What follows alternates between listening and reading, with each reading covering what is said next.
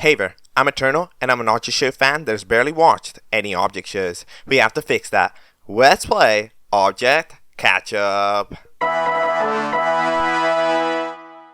Hello and welcome into Object Catchup, the series where we discuss object show episodes right after watching them.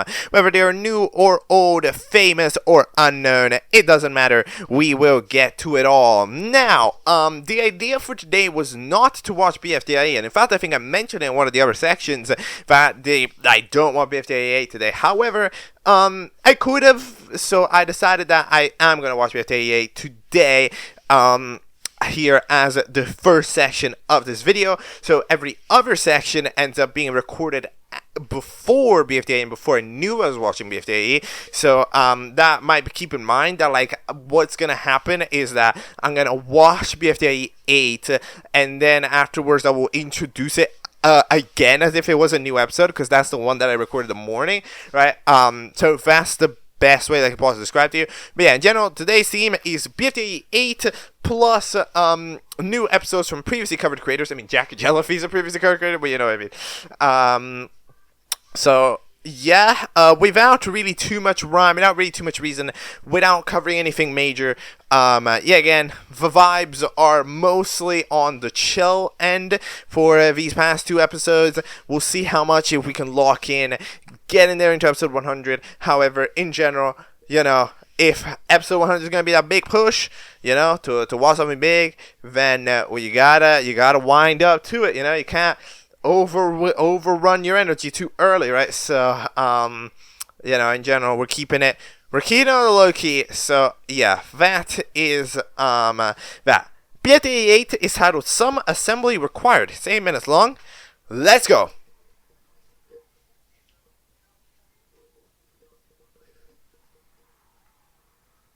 Alright, that is BFDIE 8. So, as it goes with BFDIE episodes, it is what a BFDIE episode is. It is simple, but it is fun. So, we have ourselves the classic little BFDIE review. This is probably up there, in terms of BFDIE. This is one of my favorites. I'm gonna be honest, this was a enjoyable episode.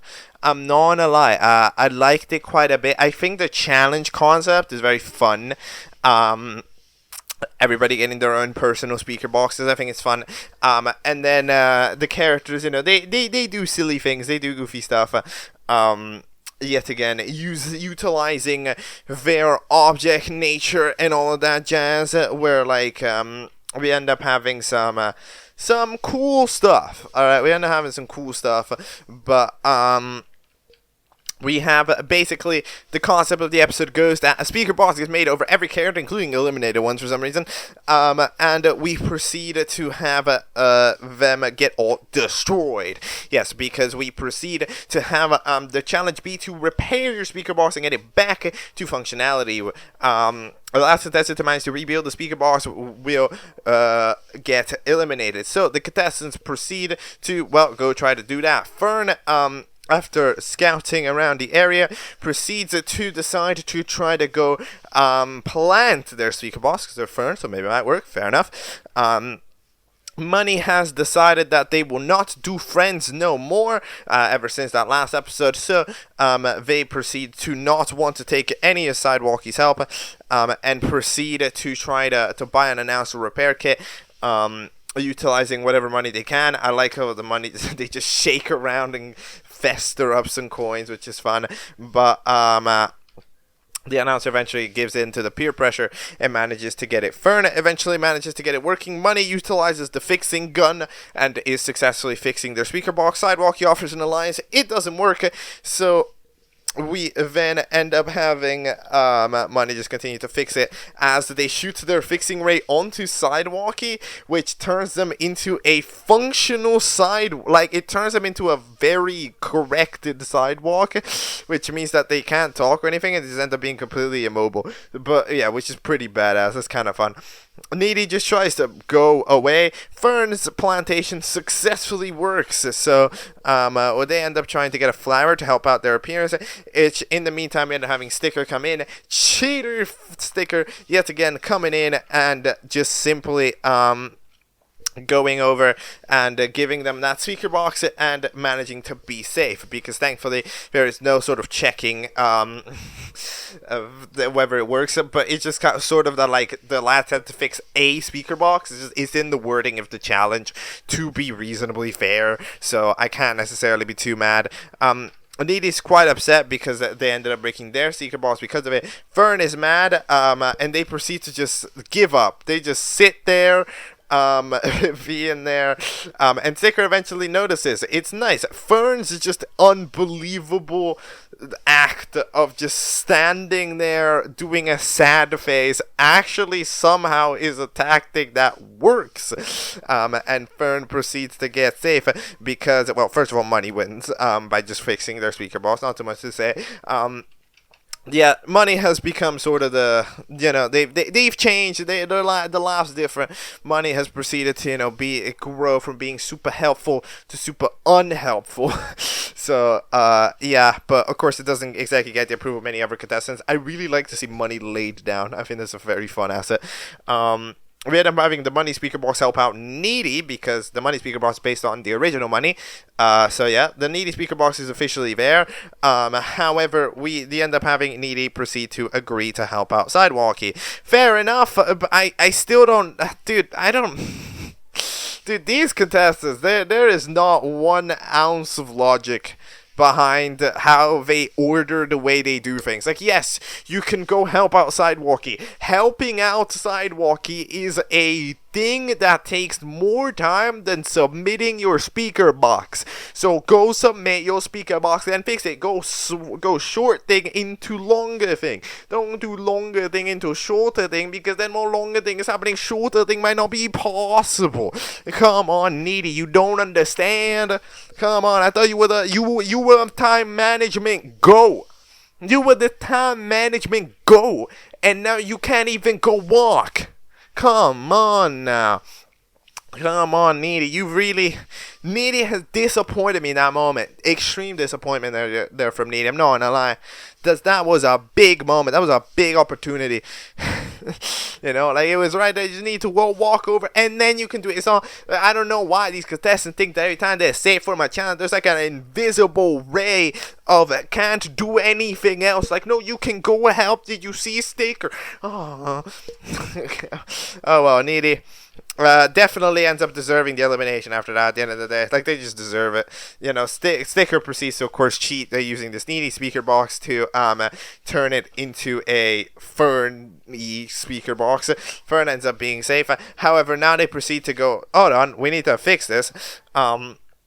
So we end up going, okay, let's fix this. Let's make the Sticker speaker box Needy speaker box. They end up fixing it. Apparently, the sticker speaker box is all made out of sticker, which, yeah, Fern successfully does clock. Hey, why the hell did you help? Why the hell did you steal mine if yours was the easiest? Fair enough. They proceed to do that. However, at the last second, Sidewalkie proceeds to crush it, which ends up being a little bit of an issue because but Sidewalkie isn't getting up because of the fact that it's a sticker, but the sticker speaker box is getting fixed, which means that the Sidewalkie speaker box is the only chance they have. And Money decides to take the completed speaker box and submit it because they end up being like, hey, I don't care. No one cared about me, so we're gonna care about them. Needy tries to get an epic battle. It ends up not really working because Sidewalkie dies. Money speaker box ends up being just a little too helpful. So even though Needy manages to get the win in the battle, the Sidewalkie revival manages to do it. So yeah, Needy loses. Needy really tried. Needy did what was necessary at the end of the day. However, I think it's really unfortunate that Needy just threw it away there in the mid-game. Absolutely. I mean, the elimination's deserved. There's nothing I can say against it. I mean, it's a 100% deserved elimination. Needy had that opportunity to submit it. right there and then. There was no excuse other than, oh, let's go help them. You can just simply go, hey, I'm gonna submit it and then go help later. But no, they proceed to stall, and that stalling ends up costing them the game. They really tried. You really can tell Needy's game plan. You can really see Needy's game plan at play there, you know? Like, don't do anything unless there is a challenge that requires you to do things. And in these challenges that require Needy to do things, Needy's managed to do things, but in this case, Needy got too complacent, and it was off. It was gone. It was all days for there. Needy's elimination is definitely going to make a lot of people sad, because Needy was one of the top characters, I would say, in terms of like fan favoriteness. So that means that there's not that many people are there. I'm sensing a lot of Fern dislike around. For Fern's just sort of not muchness, which I mean, I understand, but I personally think it's okay. Gonna be 100% honest, in my opinion, Fern completely fine. There's the not having just a character that just kind of nonchalant does the challenges, doesn't make a fuss. It's perfectly fine. And I like it quite a bit.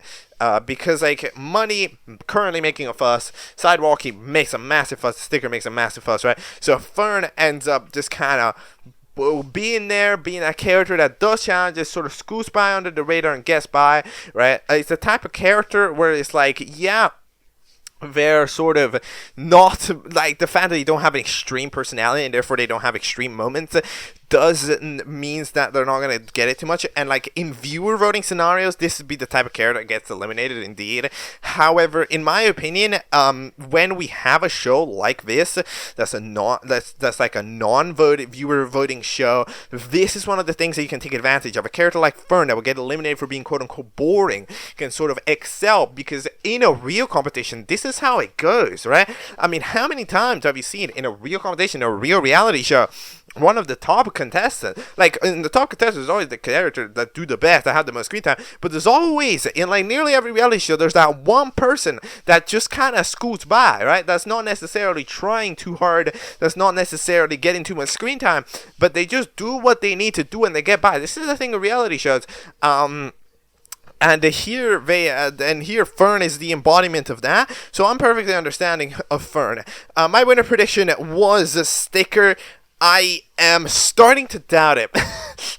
I'm starting to doubt it. Sticker is getting a lot of very easy wins. That's kind of the thing about it. Like Sticker hasn't really been in danger in a while, so I feel like it might be time to go. However, I don't know. I feel like not in the next episode. Next episode has to be Sidewalky or Money. Like, it's got to be one of the two, because it just doesn't make a lot of sense for them both to be final three. Because Money and Sidewalk, I mean, like, they're clashing forces, but they're forces that clash in the same way, right? So, I am not exactly expecting here to really sense too much of the clash here. So, yeah, I would say that Money or Sidewalk are gone. I mean, I would say Money would get out, but Sidewalky getting out, I think, makes more sense. Okay, so yeah, I would say that Sidewalky gets out, then it's Fern, Money, Sticker. And then Fern isn't going to win, though. No, my prediction's still Sticker. Sticker just makes sense. Because, like, Sidewalky gets out, probably, so that we have Money in the final three, it's sort of complete the arc. Sidewalky, there's not too much going on with Sidewalk right now. Then we have Fern as underdog, Money as like kind of coming into the competition super strong, and then Sticker just an always strong contender, and then the always strong contender just wins it out. I guess that's just the best way that you could do it. So that's what I'm gonna say. That's what I'm gonna say. I think it's what makes the most sense, to me at least. So we're gonna go with. My winner prediction, Sticker still makes the most sense. Absolutely. Because I don't know. These other people winning just doesn't make a lot of sense. So, yeah, let's go with Sticker winning still. We'll hope for the best. But, yeah. Now, we're going to go back to Past Me, who didn't know I watched the BFDIE 8 just now. And I'm introducing the episode as it was supposed to be.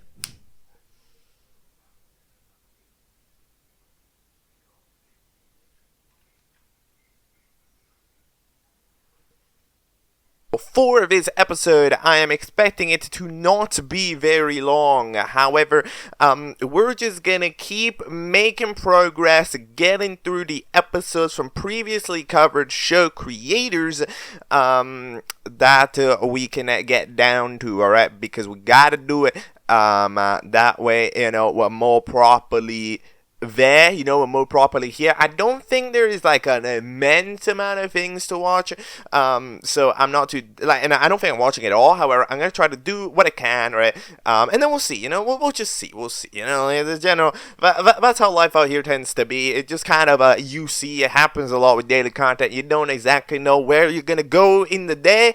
You just gotta let it happen. So yeah, and we're gonna actually start over on Yourboitay's channel, yes, because on Yourboitay's channel, which we reviewed just a couple of days ago, the comeback Battle for Powers, they also released a thing which is titled Infinite Reality. So Infinite Reality dropped what seems to be an episode 1, so let's go. It is titled Crossover of the Century. It's 1.5 minutes long. We're just gonna jump into it. Let's go.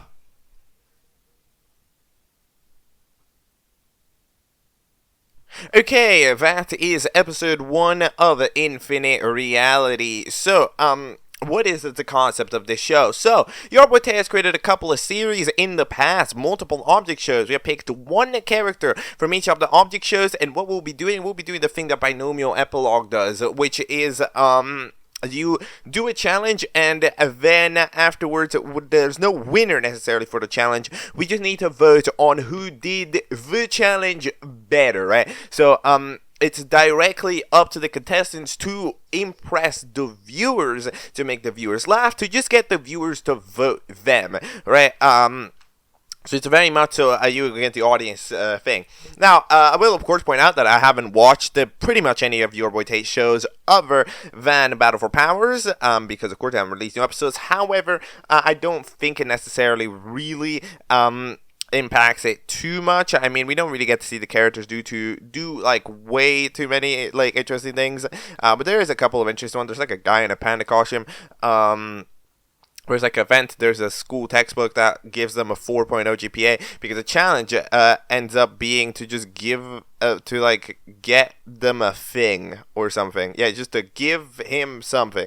So that's that. And again, of course, the challenge, which is to give him something, he does not get to judge it. It's us. We judge what was best for him.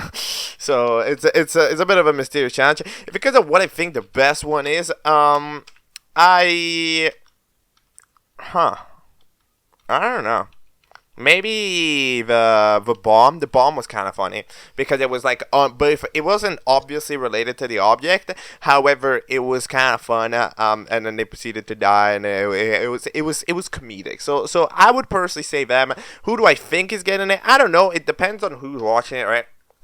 Because since there's only one rep per show, this means that, if somebody is a bigger fan of one show, that means they'll vote for the fella from that show, right? So, yeah. But overall, relatively interesting concept. Somebody has to pitch it to LiminalLatte, because if they do, we might have the biggest show of all time. But, yeah, that is kind of, that is interesting, I guess. I'll be interested to see who ends up winning and why. If there is a second episode. I don't know how many episodes this is supposed to have. Like, is it the least favorite get eliminated? Or is like literally like Binomial Epilogue, where whoever has the coolest one just wins? I don't know. Next thing.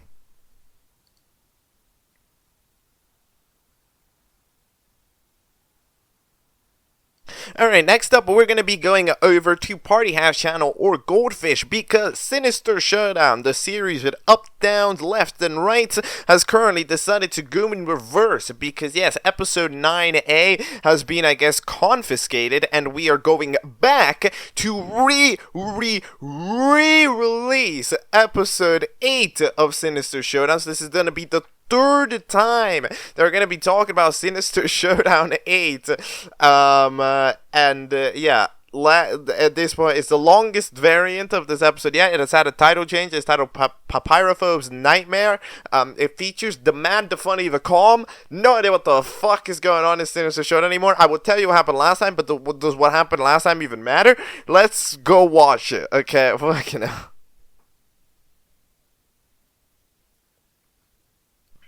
Okay, that is episode 8 of Sinister Showdown. Yes, 8 again for the third time. Yeah, so if you think about it, this is hopefully the ultimate episode 8. And even then, I mean, easily, technically there would be a chance for more, but like, it's like the culmination of 4 episodes, right? 8A, 8 compilation with 8B, then it was episode 9A, and now all this is gone to do this version with 8A, 8B, 9A, and then whatever 9B was going to be, to form this episode, right? So, yeah, it's an intriguing decision, having a, idea of combining 2 episodes after you have released them is not something that I have personally seen done with any show yet. However, it is technically possible to do in the case of a non-competition episode, but it does do, of course, that weird thing of, you know, confusing the audience, right? When it's like, okay, yeah, but we're like combining them, but I already watched it, but like now the episode count has gone down, right? Like at the end, like it's really interesting. Like this episode has made the count of total episodes go down. Like it's gone -2. We got this episode, then we got rid of 3, right? So like, in general, there's some stuff going on, but either way, yeah, the episode starts off in the same way as episode 8A, 8B, and the 8 compilation, and no, well, not 9A, but it's in the same way these episodes sort of you know, happen. They end up combining, right, to form themselves. We end up having a renewed intro, though, however, for this episode. What I think of this intro, it's okay in terms of animation. However, the music is a BPM that's way too high, and that means that the actual song has no type of sync with the movement. The movement just it just does not line up, and just none of the animation for the intro lines up with the song, which is what it should if you're doing an intro. So that is, you know, unfortunate. Like, you notice even when the text appears, it doesn't actually appear any beat. Like it just kind of appears. So yeah, it's an okay intro. I don't remember what I thought of the intro, of the older intro. I don't think I remember it being that bad. So I'm a bit surprised that it's here, this intro. But yeah, we end up having our situation. So yeah, as a reminder, roughly. Okay, let me try to follow the events of this roughly. Because Sinister Showdown, the best way I can describe Sinister Showdown is like, you know, when you come up with some like crazy lore, when you're like just daydreaming and you come up with like the craziest story, right? Nobody's ever thought of it, right? Like, and then with all these twists and details, right? But then it's like when you gotta go explain the story, right? Then it becomes a little bit more complicated, because not necessarily because it's a problem with the story, it's just that it's a problem with the fact that, you know, in your head you can do so many mathematics, right? And therefore, you know, you could sort of line it up in the way that it makes sense for you. However, having to explain it means that you have to regurgitate the ideas into a cohesive structure, right? And you can see that from time to time, this episode, you know, it struggles with that, and the show in general is constantly struggling with that, especially because it's trying to play on mystery, right? You can see that it's trying to play on mystery. It's trying to play on like a little bit of analog horror, you know, a little bit of like found footage, a little bit of this and that, right? And those mediums are directly correlated to mystery, quote unquote, media, right? In the sense where it's like you're not supposed to immediately get it. However, it's one of those things where like it's difficult. It's a bit complicated to explain beyond just its job, right? So yeah, but anyways, the sequence of events. So we start off in 8A, where we end up having our fellas, which proceed to be dying because we're getting eaten alive by Mr. Evil Knife, okay? So that means that we end up having the elimination getting sped ran through by normal knife because we need to do that. The prize is to go into the safe room. Everybody except Trophy, who gets officially eliminated, is there. So the zombie fellas end up dipping off, okay? So That is what happens there. Then we end up having the fellas in the safe room. A couple of them try to leave. It doesn't go very well for them, so that's unfortunate. Then we get to see the other fellas, the fellas of Point of Order, the other show, which they originally went to do the challenge, because remember, the challenge was to kill somebody in another show. So, of course, what did they go do? They ended up going over to get the thing there done. Yeah, but if you remember, basically what the deal is with that is that basically the Point of Order does get pissed because of course they went to do that, so then they proceed to make a challenge in Point of Order that they need to murder everybody in the Sinister Showdown universe. So that's kind of what goes on there. So yeah, then we proceed to have Evil Knife. So what is Evil Knife doing? Evil Knife is just doing a little bit of a murder, you know, from time to time. You gotta do a little bit of that. So yeah, that's what the knife clone's going on, doing murder and dice, doing all that stuff. The fellas at Point of Order officially get their challenge dictated to them, but I feel like they don't really do that much. Like, they get there, but I think Evil Knife proceeds to murder them before they can really do much. So yeah, that challenge ends up not really going much of anywhere. Then we end up having Regular Knife get locked up by Evil Knife, so they end up staying there in the dark, and they proceed to have a bit of like a phone call or something. Look, what's going on in there is a mystery, okay? You get to see a thing or two, however, there's not great things going on there, okay? But we end up discovering that, wait, who got eliminated? I mean, Apple got eliminated, apparently. So, yeah, Knife ends up being mad about them, so yeah, we proceed to then have the new section of the episode, where I like how you can always see like an inch of what the outro of the video was. The outro of the video was like a Body's Basic joke or something. So you can see still a frame of that in the edit. That's really funny. But either way, we proceed to have new people. Okay, so these people don't really. Wait, no, these are the people from the thing. Wait a minute. I don't remember the Sinister Showdown contestants like at all. But anyways, these people proceeded to I haven't seen the Sinister Showdown contestants and the people who died in like 4 million hours. But yeah, they proceed to run around and they're doing a little bit of an investigation about what the hell is going on, right? But then we end up discovering so the Knives clone would be Knives clone. Apparently, Knives clone is created by toilet paper. Okay, so toilet paper, different, just the person, new character. Toilet paper drops by, and apparently created the knife clone and was keeping them there all of this time. So they're like, nope, I'm keeping you trapped in here. So yeah, they proceed to do that. And as they keep the trapped in there, we end up having the fellas in the safe room that's now on fire. So the fellas up in the vent clear away, and then the knife clone manages to escape. So yeah, they proceed to have an epic battle with toilet paper. Actually, it's rather not epic. They end up getting absolutely yeeted. Toilet paper steals the knife's powers by doing the teapot thing, because originality. And then they proceed to get launched right there into middle space. And they can't do anything about it because they're in space. But you have another teapot intro joke. That's 2 in the same episode, technically, just saying. Because of course they were combined. I mean, I understand it's not, but now that they've been combined, it is. The fellas are running around. Toilet paper is doing some murders, absolutely getting rid of the people of the contestants from the safe room that tried to go out and escape, and toilet paper just cooking them like toilet paper. To be fair, toilet paper's not messing around. They're fighting, they're doing finger snaps that get people to murder them and everything. So it's not looking good for the Sinister Showdown contestant. I'm 100% honest. It's actually looking rather poor. That it's looking like it's not gonna go down well, But either way, they proceed to yeet up everybody. And Knife here is trying to sort out how to get their power back. So they end up finding a power machine. That's just... What?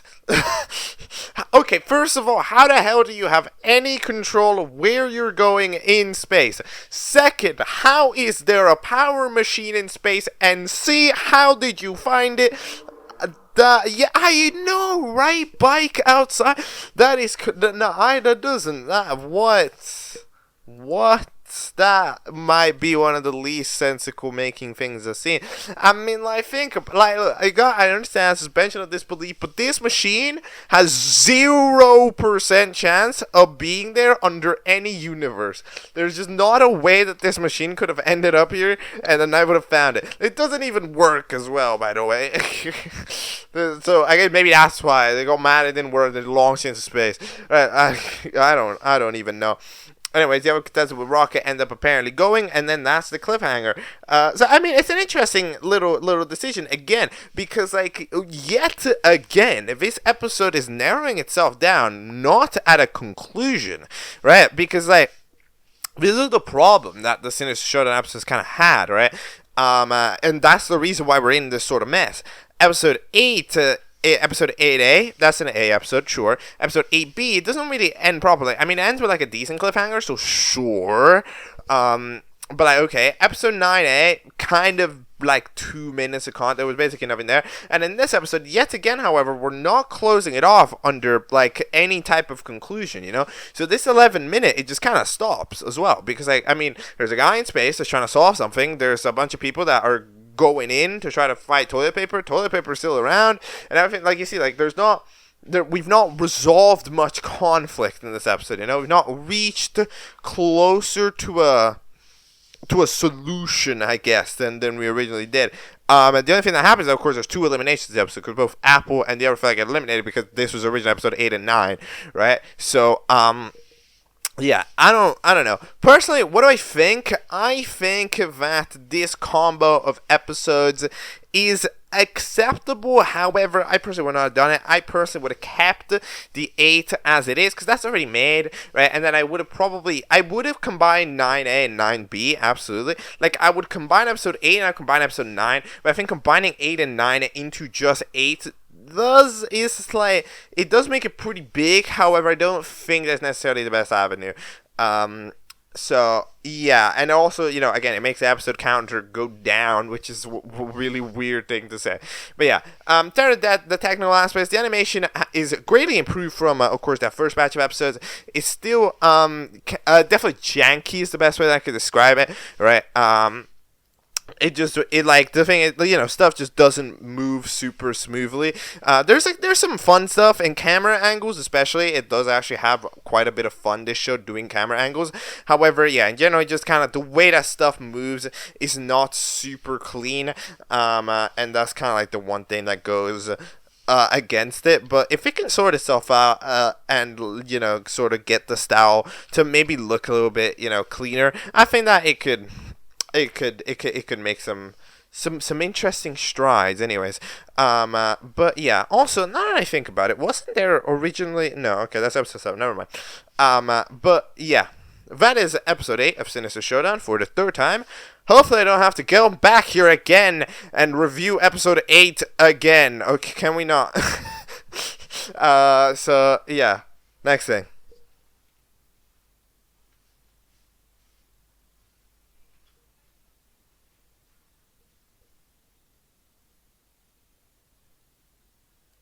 Okay, next up we are going over to the Jimbo channel, because Jimbo has uploaded a bucket load of content in the past few days, because the Cousin Trio Object Show Daily Battle has indeed been happening daily ever since the last time that we covered it, so it is time to indeed continue covering it. Going over to Chapter 3, which is titled Sky's the Limit. So yeah, we're gonna do those, and then there's also, I think, an episode of BFTTOP that we gotta watch. But first, cut the Job Show Daily Battle Chapter 3, Sky's the Limit.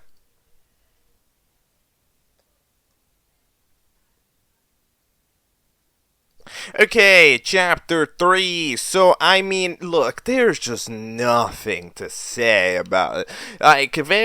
It's just here's the deal. Alright. Okay, you don't know what this is. This is the... hear me, okay? This is gonna be mean. Mildly. This is the minimum viable product of object shows.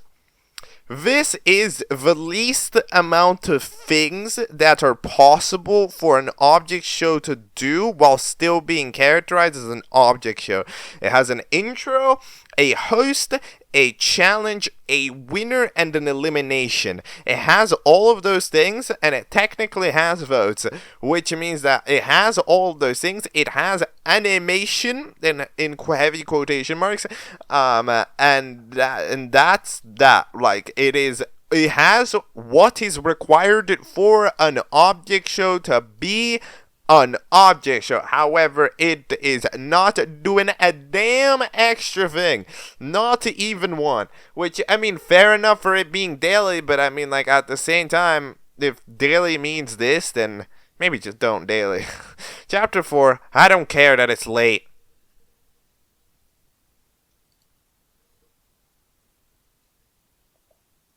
Okay, that is episode 4. Now, there has been a drastic decline in total votes. I mean, this time there was 30,000 billion trillion, which sounds pretty good, but you gotta remember last episode we had infinity votes, and if you think about it, 30,000 trillion billion is infinity amount smaller than infinity. So we've, like, really fallen off.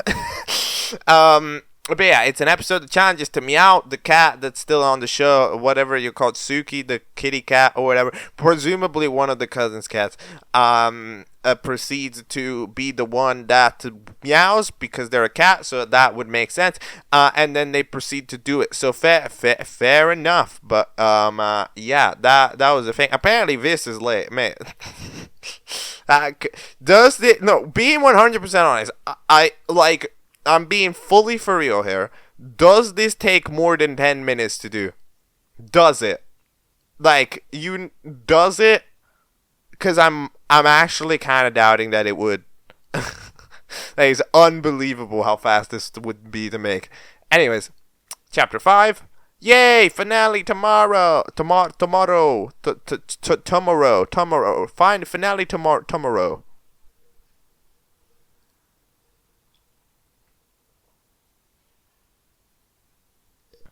Bonjour, so what we have just seen is the Cousin Trio Object Show Daily Battle Chapter 5, titled Yay Finale Tomorrow, missing an R, created by Jimbo, creator with 32 subscribers, at TCTOSBFTTOPofficial, has 2 likes, released 4 days ago, has 6 views. It involves a croissant saying bonjour, and then being safe, and then Suki the kitty cat being eliminated. This is truly a marvelous episode that showcases just so many original things, you know. It showcases what it's like to speak French. It showcases what it's like to have every single possible number combination amount of votes. Isn't that called Omega? Isn't that called Omega? I thought that had a name. That's Omega, right? Isn't Omega like every number added on top of each other? Omega number. Hold on, let me check. Is that not what it's called? Omega constant is the mathematical defined at the unique real number side of the. Okay, I don't remember. But like I thought that was like this is how it goes, right? Like Omega is like a number that means every other number put together. It might be something else, but either way, I thought that was a thing. Anyways, yeah, but that was that. Episode 6 is titled Yes finale. Let's go.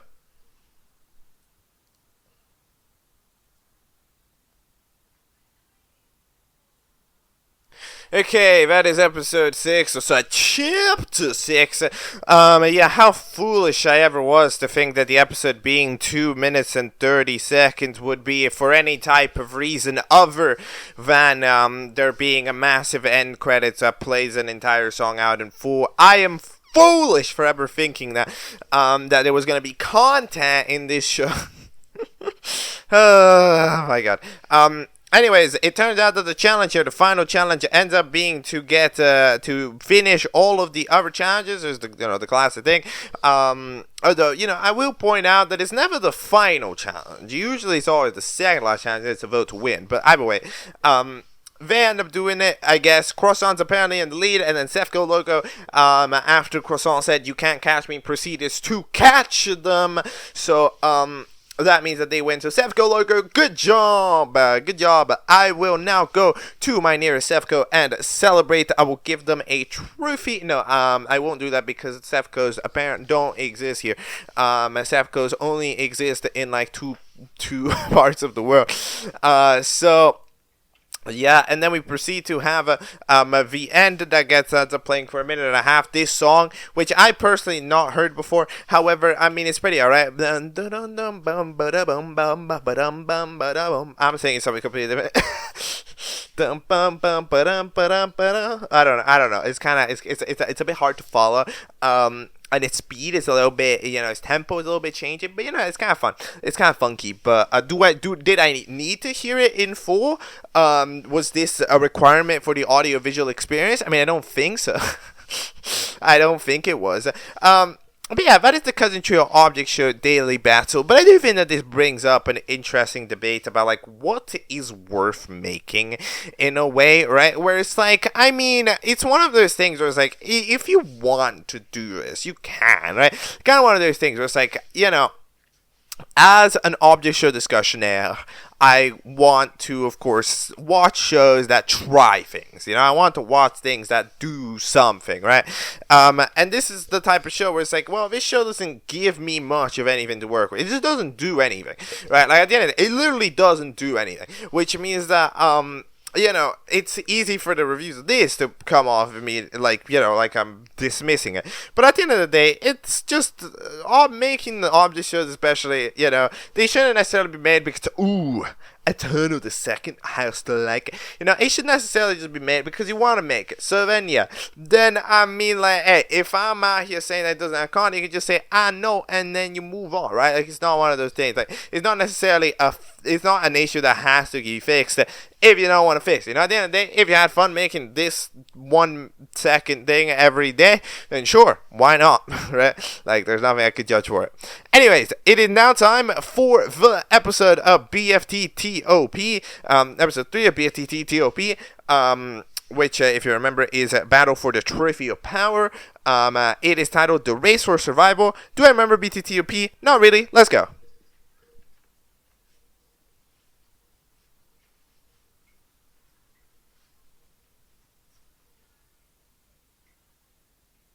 Okay, that is BFTTOP 3, the race for survival. So, let's start off with some positives, okay?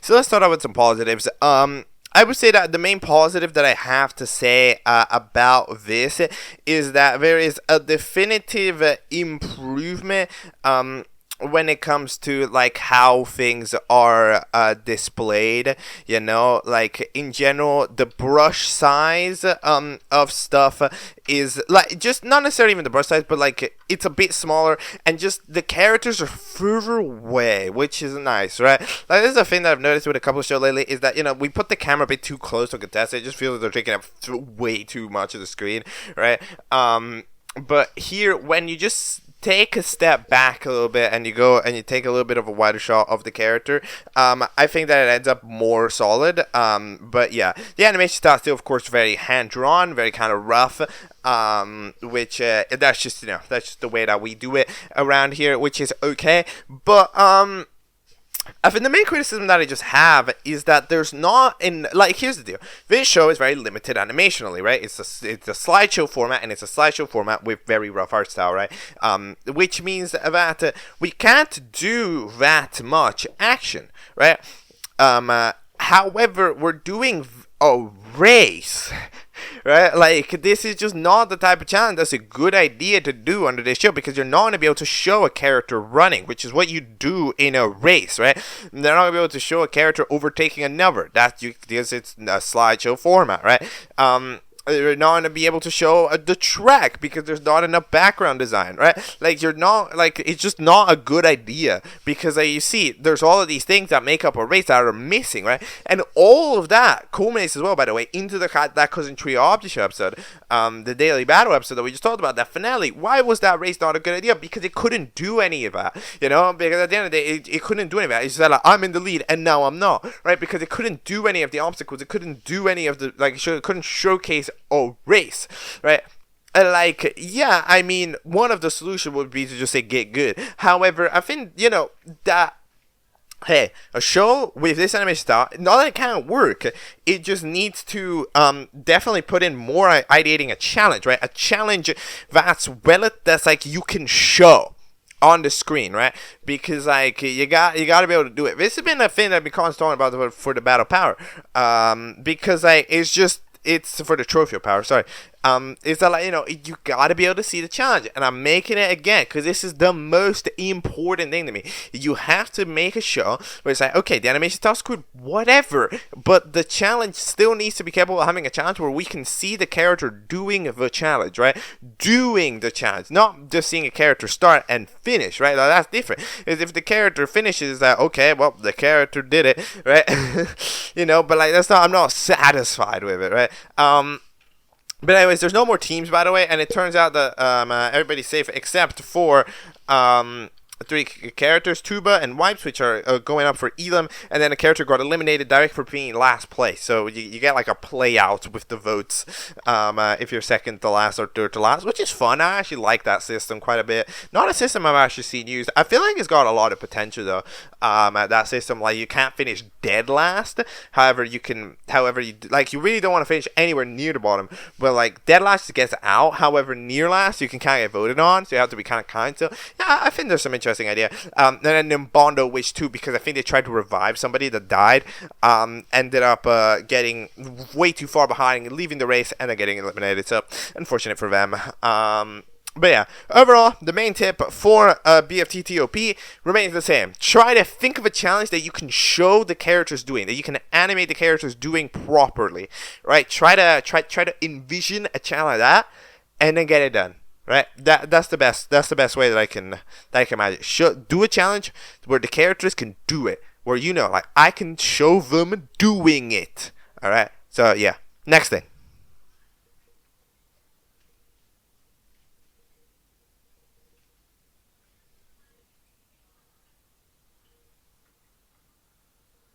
Next up, we are going over to YESSSSSSSSSSSSSS channel, because YESSSSSSSSSSSSSS channel just dropped episode 1 of a thing. I'm not as sure what it is, but it is titled TSBLYOS.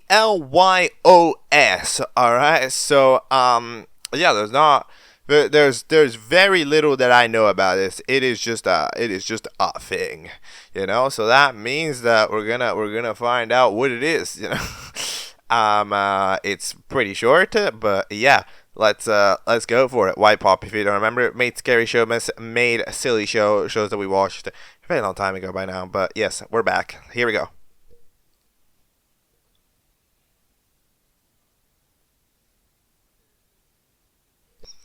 So I see why it's so random. TSBLYOS stands for the Super Bowly Object Show. So a football is hosting. And then we have a Seahawks Super Bowl ring from 2013. We have popcorn chicken, nacho. At this point, this feels like a design I've seen everywhere. We have square, and then we also have a lollipop that's like half bitten out of. So yeah, the challenge is to predict the Super Bowl. This is gonna be the challenge every year. Yes, we end up either going for the Seattle Seahawks or the Patriots from a different place. I don't know. I don't know football. I watch football.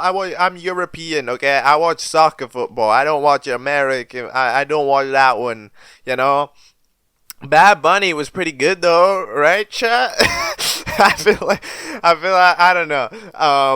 But like, yeah, we ended up having, apparently the Seahawks win. It was a pretty 50-50 split between the contestants. I mean, like, I don't know how, like, even the odds of the Super Bowl were, you know? like, was there a team that was better than another team? You know, that's kind of that was kind of the question, right? Because like, you know, the characters seem to be pretty split half and half. However, you know, 29 to 13, it is looking like a lot, isn't it? I mean, like, it looks like they were pretty dominant here. So maybe it wasn't like as I'd expect it, you know. Maybe bookies had an idea of it or something. I don't know. But these characters don't. Maybe they don't follow forward. I don't know. I don't know if I trust Popcorn Nugget or something, Popcorn Chicken to really know much about the Super Bowl here. But either way, Nacho, Fella, and Square are up for Elam. I would probably eliminate Square because they're just gonna be up for elimination every challenge, right? Surely. So yeah. Overall, what I think of the show, it's a pretty cool idea. I mean, it is adding another yearly thing to do when Scary Showmas already exists. So I am, I guess, mildly concerned, you know, for like, yo, we're adding these like time-based shows now, and then what happens when the time is time, right? Because I mean, like, eventually it's gonna be time, right? You know, you got to think about future you sometimes. But yeah. Hopefully, we should be fine with it, especially because both this and Scary Showmas are relatively small in length, so I think we can manage it. But yeah, that was cool. Next thing.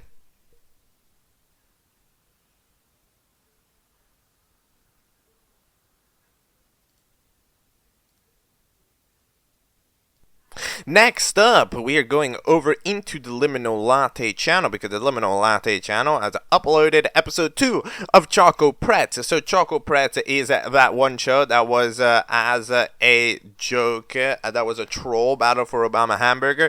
I remember enjoying episode 1 quite a bit, so I'm interested. It was battle for the ChocoPretz. So what happened? The challenge was to consume Red 40. A couple of fellas proceed to consume Red 40, and then yeah, cube of Red 40 ended up being Red 40, but they couldn't exactly eat themselves. But the goofy stuff happened. Okay, episode 2 is titled "Back to Baking."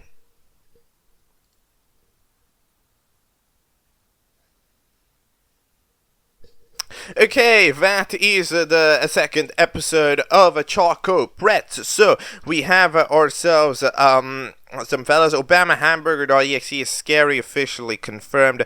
But yeah, we end up having Purple Ball walk off screen, which is officially banned by the law, which means that they have gotten eliminated because is that imagine a show where you have to literally always be on camera. Like, what, you get eliminated if you're off camera? How would that even work? How, like, everywhere that the camera doesn't see is not like everything that the camera sees is not showgrounds, I guess. I mean, it's kind of, it's like a filmmaking thing. It's like the filmmaking dilemma. Like, if something is not on screen, does it exist? Right? Which is interesting. It's an interesting debate, right? I mean, the answer is yes, in my opinion, but, like, you know, it's like, it's an intriguing detail. But anyway, so we end up having the elimination. So the prize is that you'll get to lose money because yeah, because you'll end up because we need to buy a TV. So apparently we need to wait. Hold on. So we need to so according to the box, it costs them $250,000 to be saved. No, $250. Oh my god. Whoa. $250. So hold on, how many people were saved? I need to calculate this. Hold on. So 250, 500, 750, 1K, then it would have been like, it's like 1K. So you get like 1K, right? Because 4 people were saved. 1 won the challenge and 2 got eliminated. So that means, yeah, because cube of Red 40 and they're getting out. So yeah, $1,000 to buy a TV. I mean, yeah, you could buy a TV with that amount of money. I don't know why I'm so fixated on buying a TV. I'm just curious. But either way, the challenge is to get a penny. The pennies just so happen to be in certain places. The book and be like, hey, this is the one that you have in your hand. Fair enough. Or having a video, Brad just ends up going over to watch a video on YouTube. Fair enough. Then we end up having the soda. Which, no, not soda. Wait, who's... I forgot what you were called. You were... Root beer. Oh, yeah, that's what you were called. So, yeah, you found one in the forest while being lost. And apparently there's enough navigation. It's like a chip in the pennies or something that implies when they've been grabbed. So, yeah, at least we probably know. Anyways, soda, which is now just like fizzy water, ends up because, you know, somebody drank them for the red 40. But yeah, now we got blue 40. But yeah, we end up having the penny just be on them somehow. Nobody knows how, but yeah, because technically the bar, the chocolate fella, ended up spotting it, they end up being saved, and I mean the soda ends up being up for elimination. So soda, the box, who was, I guess, too scared, and the bread are up for elimination. I will eliminate the bread because there was no effort put into the challenge, of course. And if you are in a object show, I would expect you to try to play the object show. So, because of the complete disregard of the challenge by the sandwich fella, that means that they should get eliminated. But overall, yeah, ChocoPretz, it does some goofy humor. I like it. I think it's kind of silly. Yeah, there we go. There we go. I'm sorry about the diss that I made on you in the earlier Yourboitayy segment. Okay. All right. Anyway, let's go. Next thing.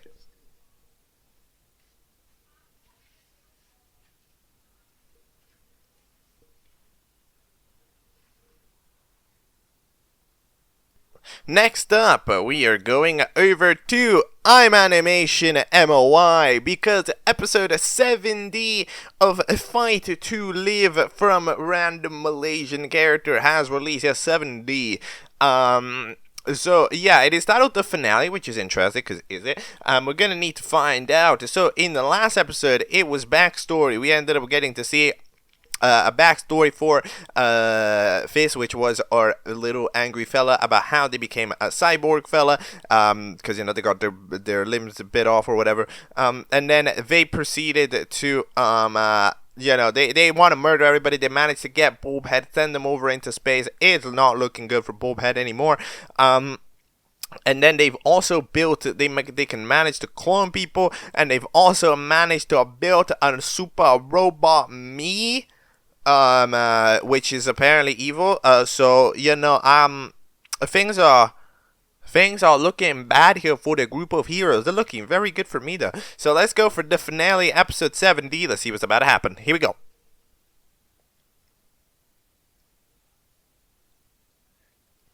Okay, that is episode 70 of FTLFRMC. So, the characters, you know, our fellas are running away, the four of them, and it's not looking good as I show up. Remember, mech me. I'm just saying, I don't know if there's an official name for this fella. It's like a robo me. It's like me turning into a super cyborg. Let's call it, I'm not good with names. I don't know what we're calling this, okay? We're calling it Robo Me for now. But anyways, we proceed to use that multiplication tactic that we ended up using with the Malaysia fella before, and we end up having me get distracted by the 1 billion of them that I gotta take out. So in the meantime, this is getting launched away because you know who showed up? Unknown showed up. That's your name, it seems to be, because yes, the 10 Spike the fella out of the spiky ones ended up showing up and being like, that's enough, you have done enough things. Not exactly sure how they showed up, however they managed to show up from the depths, and they are going to stop them. We end up having, for some reason, the three one ends up going over behind it. It's almost like it's preparing, dodging the escape. They get shot by an epic laser beam and being like, sorry Fizz, I had to do it, I had to get rid of your power. So they proceed to lock them up in a cube of justice, and then I also proceed to get locked up in a cube of justice, but at least the cube has a heart on it. It's like a companion cube, so I actually do like that. That's a cute detail. But by the way, where are we? We're like in Candyland. There's just a bunch of like bows in the background. There's like, I think that on the background is supposed to be like cotton candy or something, but it just looks like a gigantic target. You know, it looks like a gigantic target. Like, yo, shoot me. You know, like, what is going on? But either way, they end up being like, I mean, look, again, a lot of the time the auto translate doesn't pick it up, but this interaction, I'm telling you, where have you been? And then bro proceeds to respond, he has been removed. That there's no way that's how that interaction went. There's no way that guy just dodged the question like that. But either way, we end up having a vote for the next host, which implies that the show's probably not ended, right? Because if there's a host, right? We got Pointy, Unknown, Bambro, and Sible. So, who is getting, to get the powers of being the host? Well, I think that, Unknown is the most interesting, because of course it doesn't even seem like these fellas end up really knowing who he is. He's got powers, which is interesting, right? And he, his personality hasn't really shown yet, he's just kind of been like, I must save the world. So that means that him being a host means that he actually has to personality it out and sort out a challenge and try to be, I guess, more hospitable and more answering of people. So I think Unknown is the most interesting one, out of them, to be 100% honest. Other than that, maybe Bang Bro, because, yo, I'm sub, I'm gonna do cool challenges, right? The other two, I don't really have too much to do them. But yeah, my personal, I would like... I think an Unknown as a host and then Pointy as a co-host would be a nice duo. And then having Pointy kind of being the happier-go-lucky one as a co-host tends to be, Exile. And then Unknown is the more sort of locked-away, serious host fella that's just thinking about the best. So you see, you gotta end up having fun hosting, you end up having serious main host, but you have a fun co-host that lines up the mood. So I'd personally choose both. But Unknown is probably the vote if I were to vote. But yeah, overall... it turned out that Fizz wasn't that strong when the stronger entity came by. You know what they say, the strongest person is only as strong as the person next to them. That is not, nobody says that. That is not a thing anybody has ever said. Thank you, Eternal, for an analogy. But yeah, I guess I'll look forward to what is probably going to be an episode 8. But yeah, pretty cool. Next thing.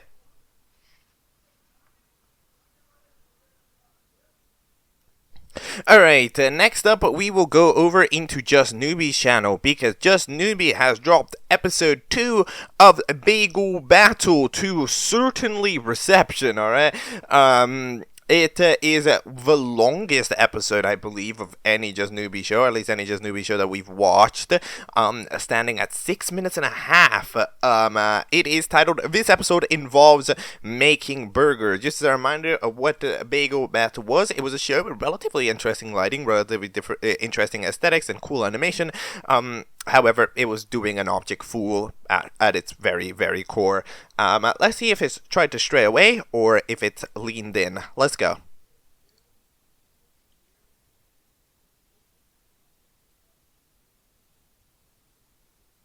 Okay, that is Bagel Battle 2, the second episode. So, I think, should we get the elephant out of the room here? I think we should get the elephant out of the room. So, on Object Show Twitter, I know, right, scary place, we have had an account, okay, I'm not even sure who, but somebody has been posting clips of various Object Shows, and that includes, some clips of this episode with Bagel Battle 2, as well as some clips from stuff like Object Schmoject and the Object Schmoject finale, right? So from a couple of the newbie shows, and those ended up getting some traction, and as it goes with traction on Twitter, it has garnered itself a lot of hate, right? And that means that there were a lot of people talking about it and complaining about, oh, people think that loud is funny, and that's about it. I remember back in the days when object shows weren't all just loud, la la la la, right? And then everybody kept on chatting about it, and it even got some of the bigger show creators to kind of come in and give their 2 cents about what the hell they think.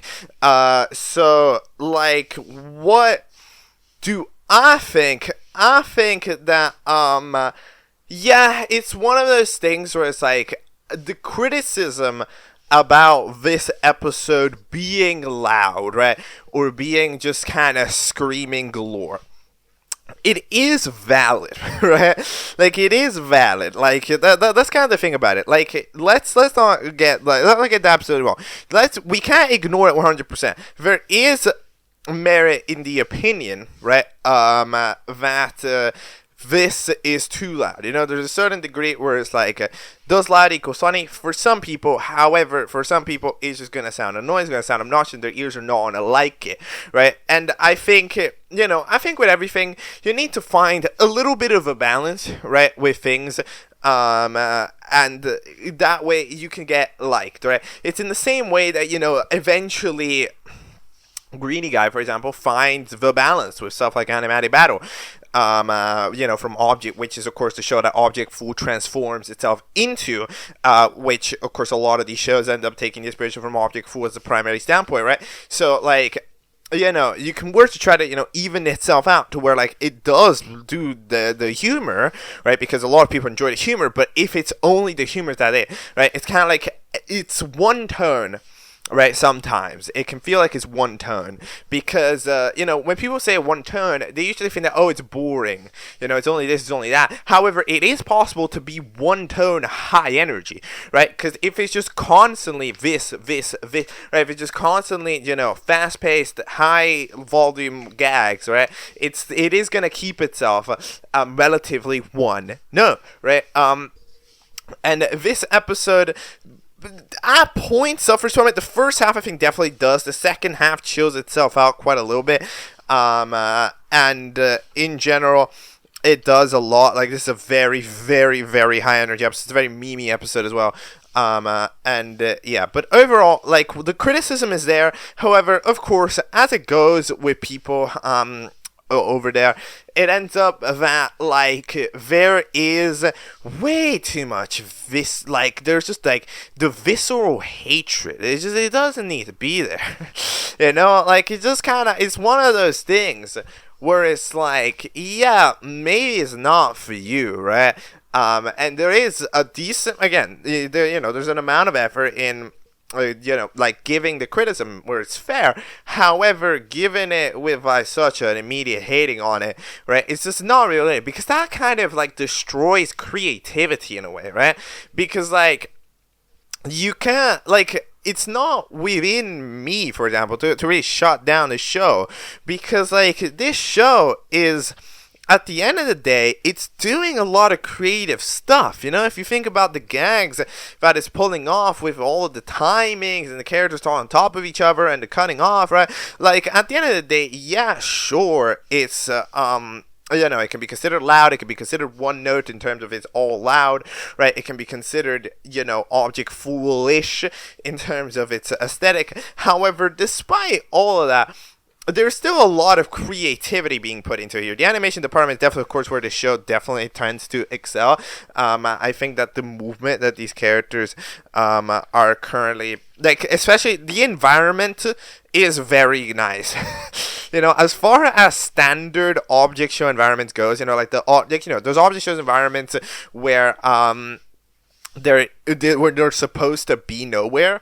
I think that this might be the best one I've seen. Like, it manages to be a very, like, it's interesting. I really like the fact that it is lit, so that the sun is there, right?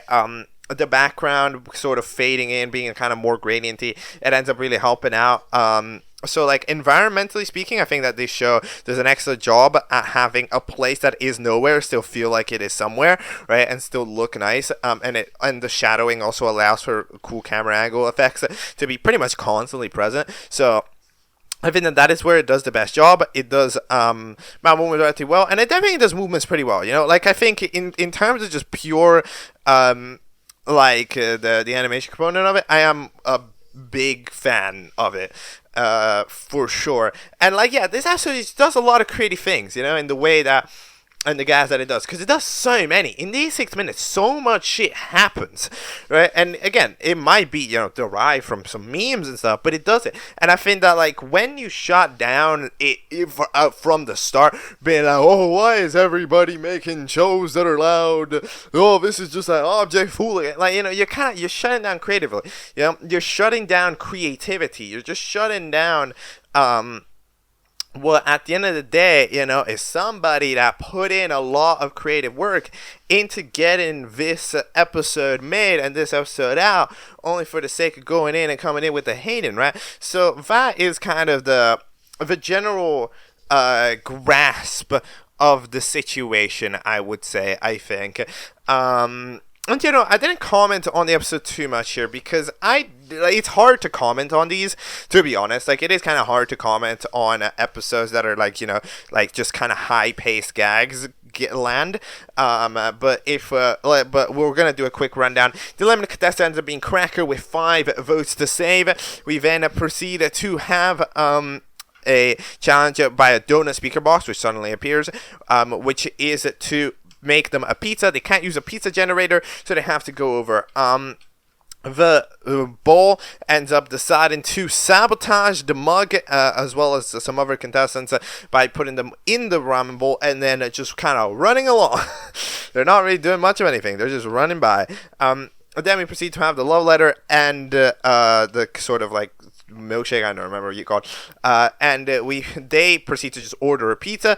This star fella is digging down somehow. The pizza ends up getting delivered relatively quickly, to be fair. I mean, they're doing it. Then we have my new OC and laptop together and cooking a pizza. Again, I think that parts like these are rather creative. I like the logo. I like it, you know? I like it. I feel like, again, this show does creative things, right? Like, I do personally think that it is a high energy to the point where, yeah, it is going to turn people away. However, despite the fact that, you know, it would do that, it's like, it still does a lot of creative things, and I see a lot of potential in it, you know, and I think that, you know, that potential could get harnessed, you know, like, I would, you know, like, at the end of the day, if we just want to do stuff like this, that's perfectly fine. However, I would say that there is a lot of creative writing potential, and I think it can definitely get harnessed into some elite comedy when giving in to a show that's a little bit more standard in terms of routine, right? Where the jokes kind of hit, like, instead of the jokes hitting every 10 seconds, right? They hit every, like, 1 minute and a half, right? Or like, you know, that you sort of have a spread out of the episodes, you know, where it's like every minute, you know, there's a funny usually, right? But then it's not like constant, right? And that way lore can still happen and stuff, right? While still keeping the jokes, because the jokes are funny, in my opinion. The jokes are funny, the segments are funny. It's just the one issue that people have with it is that it goes by too fast and it goes by too obnoxious on purpose, right? So, like, yeah. Anyways, the pizza proceeds to get cooked. I don't remember how the guy who did it. Anyways, I don't. Oh, apparently the star just made a pizza off screen. Okay, yeah, fair enough. Which means that the 4 fellows that were going together ended up being UFE up for elimination. So we have the mug that has just been constantly pissed in this episode, a toaster, the zippy fella, and then the ramen bowl. So the ramen bowl is the reason why the majority of those other people lost, because of course they didn't do anything. So in a vote to eliminate, I'd say that they get out. However, in this case, they were a constantly present character, and they're at least happy-go-lucky excited. So I say they get in, and episode A for sympathy. Sorry, the mug for sympathy. So we go with them. Out of the toaster and the zippy, I would say that the zipper would probably be safe, because, you know, they're cutesy, they're small. And then the toaster is literally just a toaster. I hope that they get eliminated, because of course there's not too much to it, and it's not, and as you can tell, it's not like this show is figuring out how to utilize this character properly. But yeah, overall, that is Bagel Battle. The state of but Just Newbie shows is very interesting, and yeah, I see the critiques that people make. However, don't shut down creativity, and on my eyes, you know, for the what this wants to be, it's doing it really well. I personally think that there is a lot of quality writing that Newbie can do if placed in an environment with like, if placed in a normal show environment, I think that Newbie's writing could excel. Maybe even to a higher level than this would, because the jokes would hit harder. You know, the jokes would hit harder, and the jokes are funny. It's just that there's not enough time for them to hit, because we're right on to the next one, right? So yeah, that's my personal opinion. Next thing.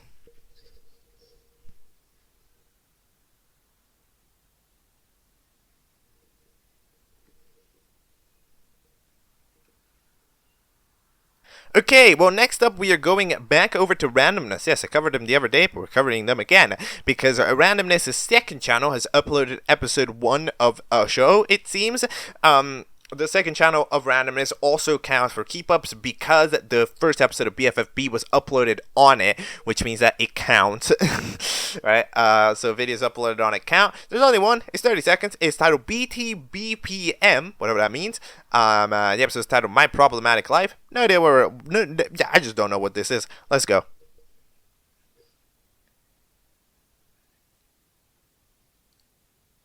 Okay, that is episode 1 of the greatest piece of media ever invented. So, okay, hold on, I'm confused. The challenge is to be problematic media, and then the Mr. Boss from Smiling Friends end up getting out. So that would imply that they're not problematic media, because their challenge was to be problematic media, which means that the other people, which is the contestants, which are LiminalLatte and Random, by that logic, those fellas are problematic media because they were safe, which means that Mr. Boss from Smiling Friends is not problematic media and therefore is out for that reason. However, if the other two were already problematic media, then what is the point of the show? Because the show is titled Battle to Be Problematic Media. But if the contestants already are problematic media, then what's the point? You know what? This is a paradox. This is one of the paradoxes of all time. Anyways, what I think that come on, I can't really be out here given too much of an analysis on this, you know. But yeah, overall, you know, as Piggy Puck says in the comments, best video. Next thing.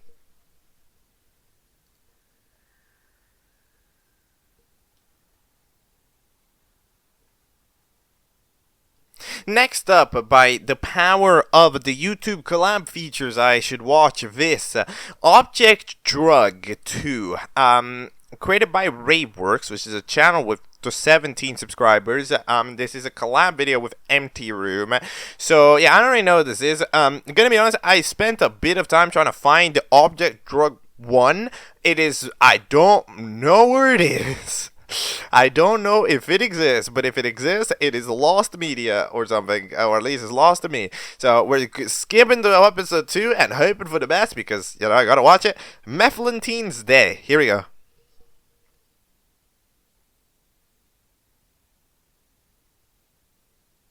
Okay, that is episode 2 of this thing. So it seems that by the fact that there's a text saying episode 1 soon, I'm presuming that episode 1 isn't a thing. We got 0 votes. I wonder. We proceeded to have the eliminated contestant be the syringe. So goodbye. Yeah, you can, you know, it's really interesting how you can kind of just vibe out some animators sometimes, you know, like this specific pose at the beginning that, like, this host does, you know, that's a Google pose, like, Google does that, you know, same thing goes with exactly the type of movement that, this sugar fella ends up doing, like, this type of kind of, like, shake, stop for a bit, shake again, right, like, this type of movement, like, it's just an empty room type of animation, you know, like you can see the tactics be used. But anyways, we have our intro, very animation of Object Fool, because that's what we're doing here.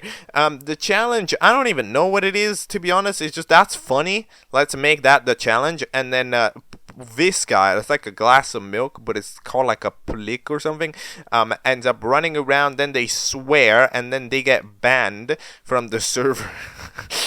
So then they get out.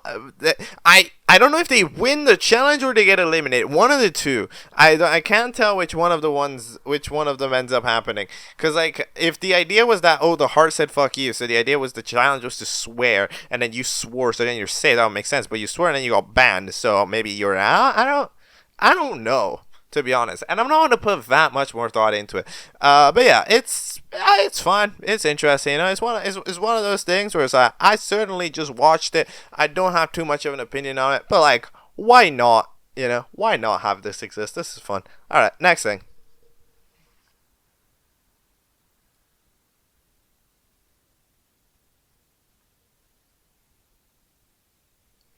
Okay, so next up we are going over to the 78 Card Studios channel, because after significant tribals and tribulations, episode 4 of AJSMB78C has managed to release. I think it was supposed to release like November or something. That was supposed to be a split, and there was going to be 2 shows. I don't know what's currently happening with it, but it's definitely going on. There was another show in the middle that's supposed to be happening. Is it still happening? Who really knows?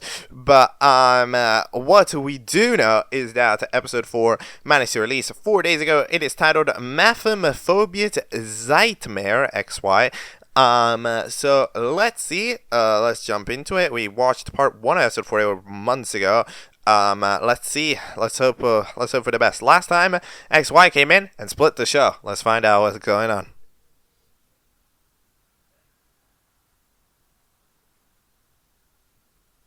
Okay, that is AJSMB78C, or a joke show made by 70 Card, episode 4. So, we have ourselves, of course, starting off here with the olden episode where XY proceeds to take some contestants for their own competition, which was brackets, the debutantes who failed, and then also other people.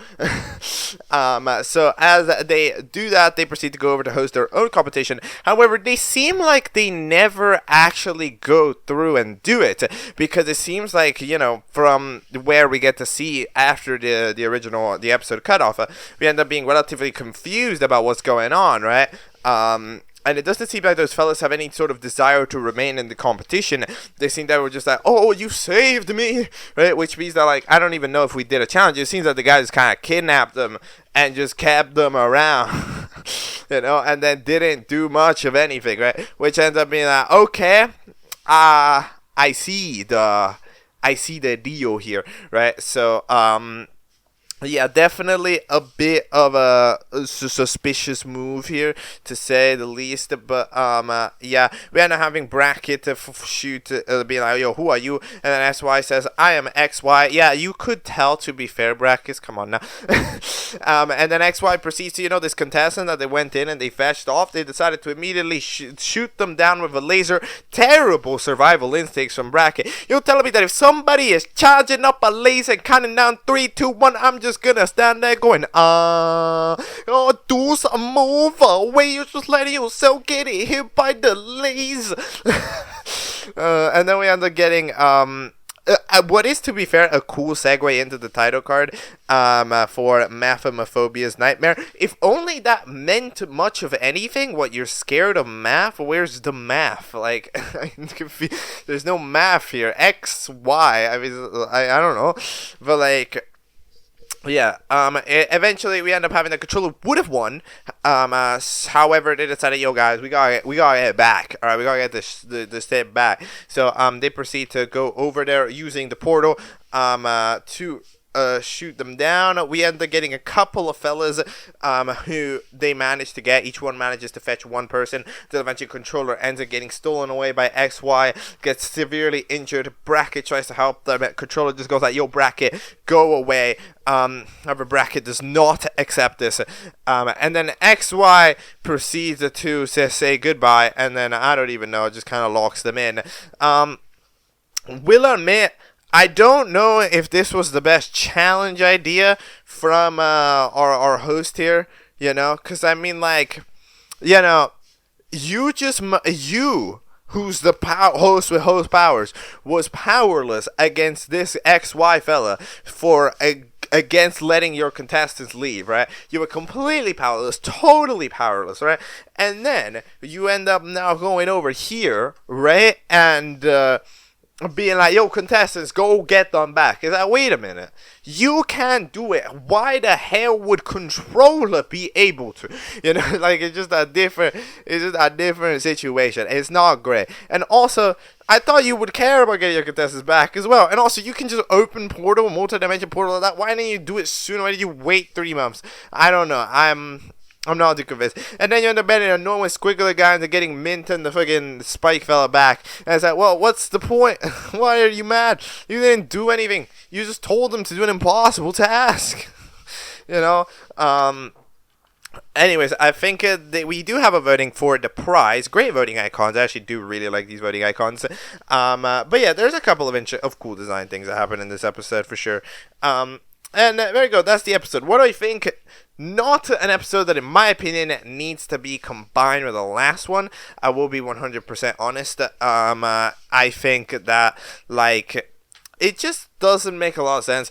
I personally am not a big fan of having a voting screen in the middle of an episode. I don't think it makes a lot of sense, right? So usually when like an A episode ends up closing itself off with a voting, it should be a voting that can get cut off, or it's just an A episode and then the B episode is a separate video, which is perfectly fine, right?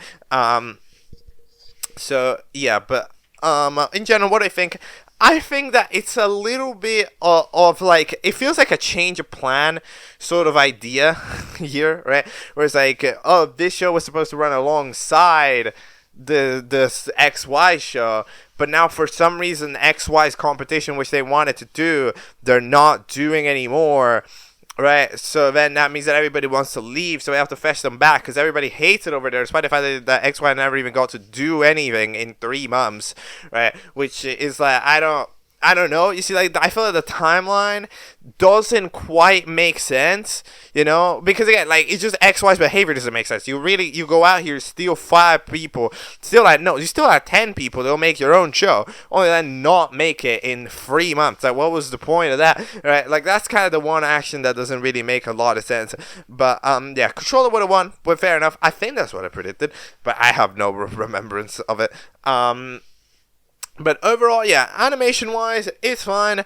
Writing-wise, I think that it's trying to sort of retcon itself when it's already written itself, which is kind of complicated, right? Like, you can tell, like, it's weird. It's doing, like, a self-episode retcon. Like, it's kind of difficult. It's retconning what just happened 3 minutes ago. It's kind of, like, if it's at a complicated tug-of-war.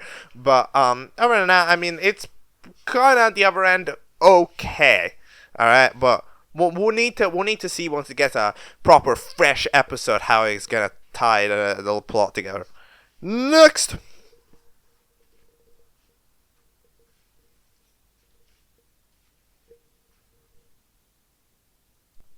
Alright, next up, we're gonna go over to the Blue channel, or Blue 3, which is the creator of Battle for Country Flag, which he covered in a 2-parter, a couple of days ago. So, they have dropped episode 1 of BFCFE, which seems to be a play on BFDIE, of course, which should have an episode today that I'm, like, not covering, but, because I never know when it releases, but, like, either way, we end up having a Battle for Continent Flag, is what it's titled. Its episode 1 is titled Quick Trip Around Earth. It's done very well itself in terms of the video, because it's found itself at 1.7k views in 4 days, which is very good. Let's see. Let's jump into it. Let's watch it. Let's see how it pulls off the spin-off type.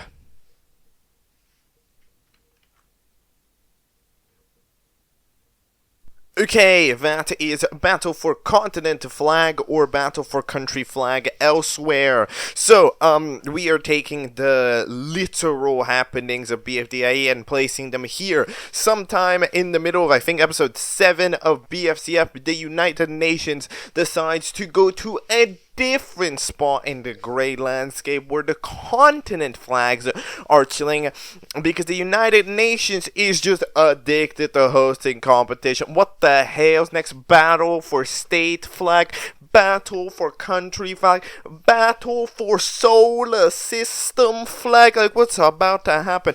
I don't know. But, like, things are happening. But yeah, the continent flags are chilling. The continent flags used tend to be, they're fine. They're relatively representative. I mean, you can tell that for a couple of them, like Asia and South America, they're roughly, you know, there's not too much to them.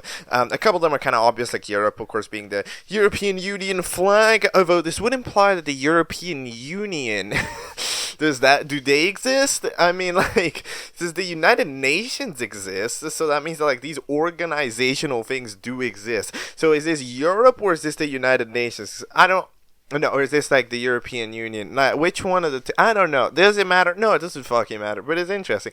But either way, yeah, we end up having, of course, the fellas there, and we end up having to host the competition. We don't get to know the prize because we just don't. We don't. They complained about it, alright? The continents, you know how continents can be a little petty from time to time. Australia's here, also gets dragged over because technically they can't. Oceania is here, which is relatively cool. So that makes our cast for the episode. We have Antarctica. That's like a what even is Antarctica? Antarctica is like a baby, or I guess. Fair enough. I guess, yeah, it's like claimed by the other continents. The challenge ends up being to race around the Earth and come back here, getting to visit all of the 7 gray areas of the world. So, we get to have Europe, which Europe apparently is very, very good at throwing. This is the information, and they proceed to throw literally everybody across. They help out Africa and Asia because they wanted to form an alliance with them. Africa and Asia don't want that, but like, you know, they proceed to take advantage of it for the help, and in the meantime, everybody else ends up just getting thrown over by Europe, because Europe got paid for it, apparently. I mean, like, I'm gonna have to admit, I am doubting the possibility of Antarctica having willingly paid Europe. Who did that? Nah, there's no way. Or did Europe just feel bad? Did Europe be like, oh, look at the little guy? You know, what happened? I feel like that. I feel like that is not possible. I don't believe in it. I don't believe in it. But, we end up having South America go on a couple of monologues, and then eventually North America just kind of goes by while they were talking. So South America has been the first eliminated from Battle for Continent Flag. What do I think? I think that it is definitely alright. To be honest, I think that as far as the concept goes, with this size, like, one of the advantages of doing a show, something like this with kind of flags, is that it's always cool to see a different flag.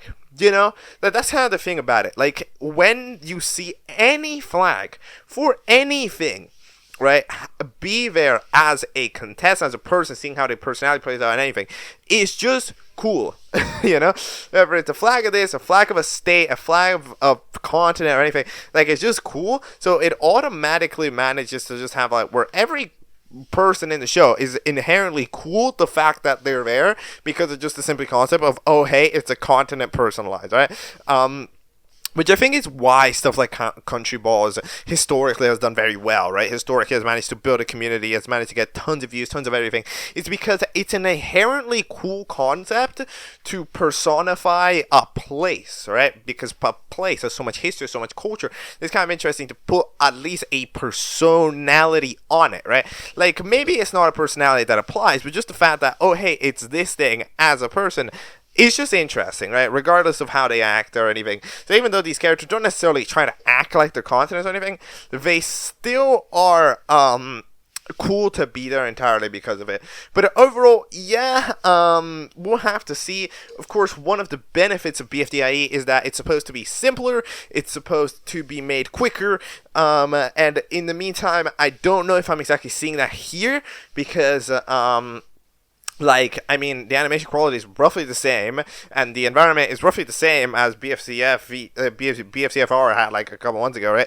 So I'm not sure if I'm too confident that the show is going to be able to come out while getting episodes made faster and easier, like how the BFDIE format is supposed to be. But if it can do it, it's cool. I don't know if there's the next thing. If there is, we'll get to it.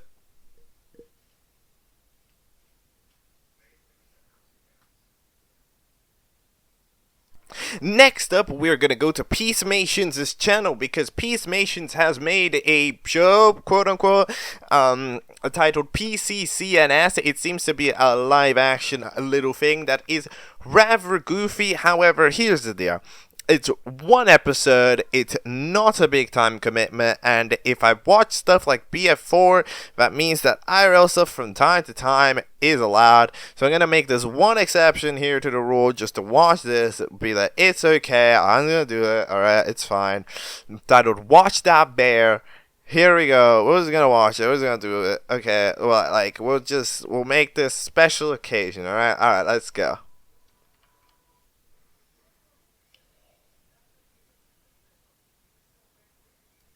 Alright, that is a PCCNS 1. So, let's get this absolutely straight here, okay? I am not really supposed to watch this. You know, by the rules that I kind of set for myself for what is an object show, I tend to not consider this stuff an object show because it's not really that scripted. It's not really that, like, you know, edited. Like, it's not animated and stuff. However, it's like, you know what? You caught me on a good day where I currently don't really care. And it's like, well, it's all for 8 minutes. Come on, sure. Why not? You know, there's not much else. So, like, sure, right, we'll do this, because, like, the thing about it is that I've always had, you know, a little soft spot for plush videos.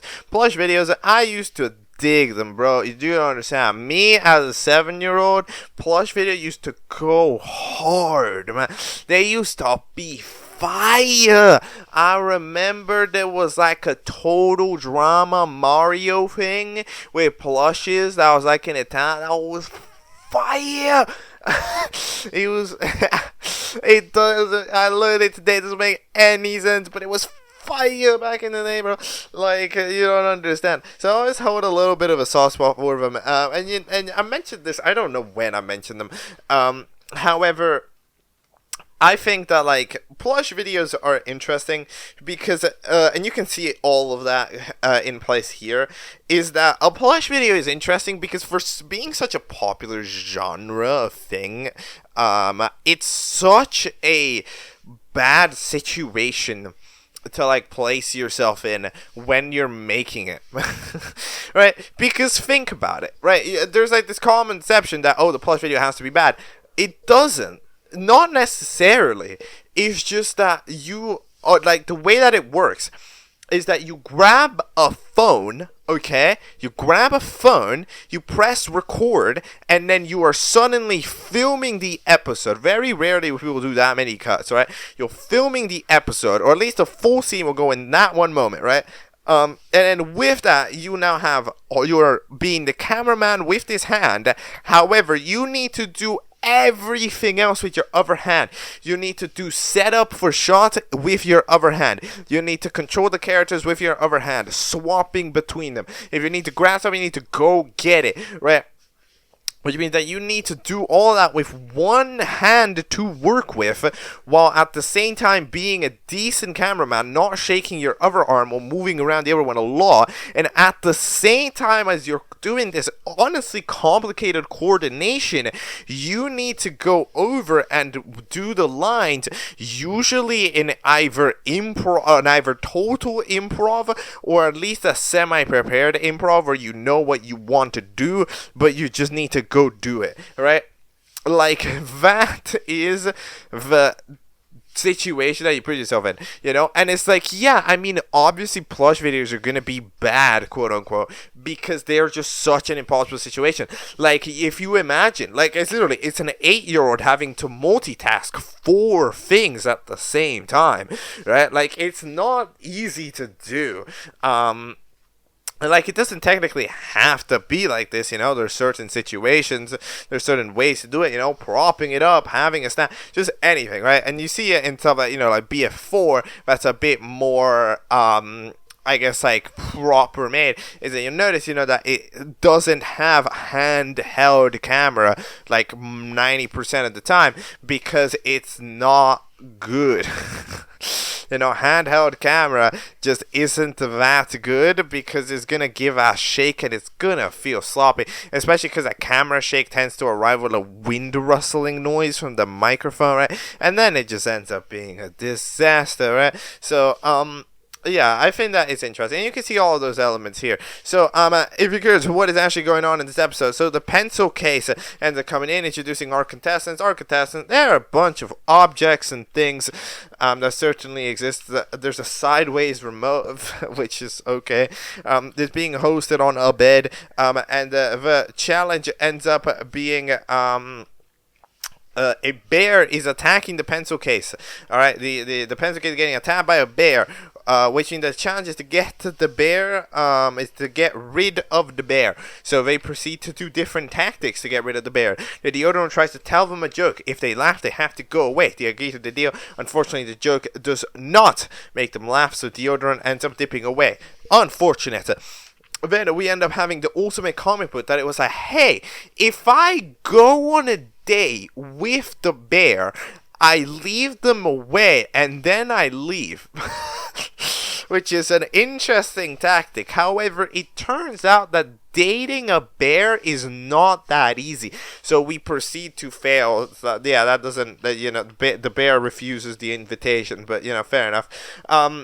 Then we end up having Sideways Remote and Hot Chocolate Powder and teaming up together to try to take it up, forming an alliance. They ended up doing it. However, unfortunately, Salad drops in. Yes, I know, right? Very dangerous character here. Salad ends up dropping in, and the bear turns out to be very scared of Salad.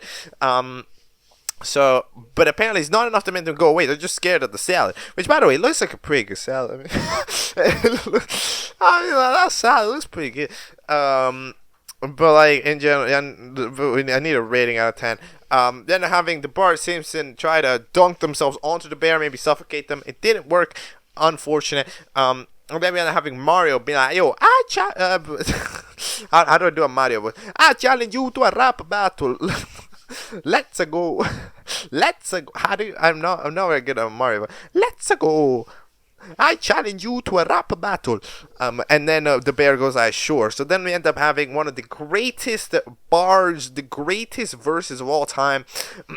Bruh, he's so stupid. You are so stupid that you are a plumber. Who's even a plumber? And the plumbers like you don't even get any jobs.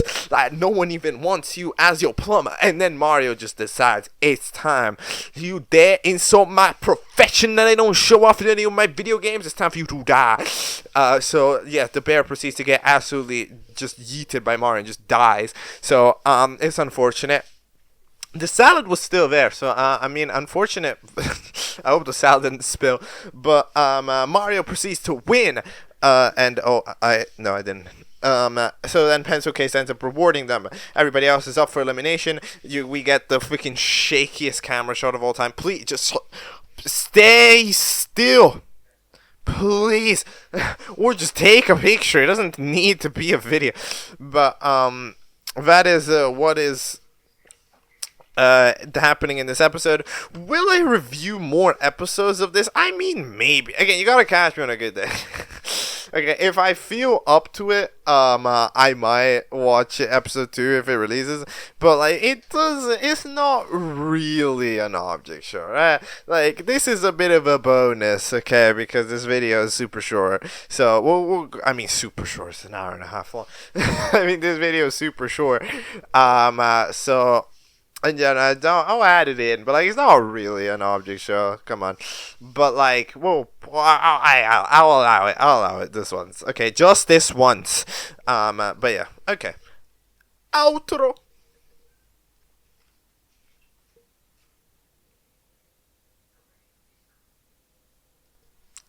Alright, and that will be all for this episode of Object Catchup. Kind of a I just opened the Chrome tab. Kind of a random episode, cause it just kind of, sometimes when you're doing these keep up episodes, you never know what's gonna be the main topic with them. And with this one, I decided that I just wanted to kind of make progress, talk about all the small stuff, which means that we end up having a lot of small little things, to discuss in this episode. However, I think it made for a pretty alright thing, like it was fine. We're nearing in to episode 100. Of course, I am not sure what day I'm specifically going to plan for that to be. I will see. We'll try our best, alright, to see when we can get it done. However, of course, it's episode 99 first, so I gotta think about that first. But yeah, we're getting there into the big hundo. It's gonna be exciting. It's gonna be fun. but yeah, for the meantime, we're finally starting to catch up a little bit better when it comes to previously covered videos. Although, of course, with the latest, with the next few episodes, we're gonna fall back behind a little bit. So that's why it's nice to have been to get a bit closer, only because we're gonna drop by a little bit more. So yeah, we're trying to sort ourselves out. The request pile is the one that's really problematic. I'm gonna be 100%. The request pile is definitely what's driving me insane now, because the request pile is just so. It's just the thing about it is that like it's really far behind, but I can't get caught up with it because it's just the shows to watch are so big. Like they're just the requests are big shows, right? Which means that it just ends up being such a nightmare to ever get through it because not because I don't want to watch the show, just because the show takes up the whole episode. So to do one request is one video, right? And then it just ends up being a problem because then it's only in like a couple videos time that I do requests again, and it's just a nightmare, right? So that's like basically the issue that's going on with those. So yeah, again, currently requests too far behind for me to realistically even tell you that you should do it, because you probably shouldn't. To be honest, it's probably not worth it. It's probably not worth the waiting time. So yeah, but we're gonna try to get them a bit done. But either way, for the shows that we watched today, we're all caught up. See you next time on Catchup. Goodbye.